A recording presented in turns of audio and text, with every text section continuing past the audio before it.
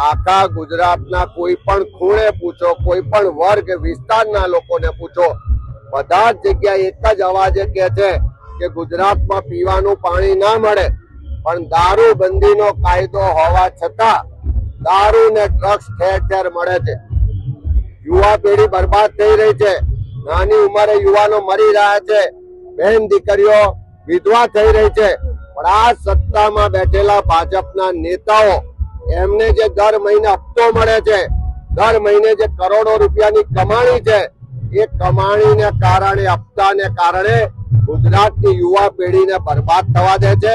ગુજરાતની બહેન દીકરીઓ વિધવા થાય છે। એની માટે જો કોઈ જવાબદાર હોય તો આ સત્તામાં બેઠેલા પેલા ગૃહમંત્રી જે એમની ભાષામાં વાત કરે છે એ સરકારના લોકો જવાબદાર છે। ત્યારે સરકારની પોલ ખુલી ગઈ છે, લોકો પણ જાણી ગયા છે કે હપ્તા લેવા વાળી સરકાર છે। આ જ સરકાર બુટલેગરોને બચાવે છે, આ જ સરકાર પોલીસનું મનોબળ તોડે છે।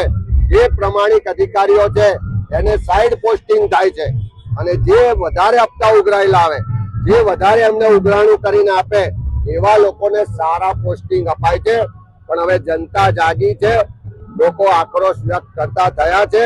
આ જનાક્રોશ યાત્રાએ આખા ગુજરાતના લોકોના મનમાં જે તકલીફો, પીડા, દર્દ ને આક્રોશ દબાઈને રહ્યો હતો એને બહાર લાવવાનું કામ કર્યું છે। હું ચોક્કસ કહું છું કે બધા જ લોકો ડર વગર, કોઈ પણ જાતના ભય વગર પોતાના પ્રશ્નો માટે બોલતા પણ કરીશું અને એમના પ્રશ્નોને લઈ અને કોંગ્રેસ મજબૂતાઈથી લડાઈ પણ લડશે।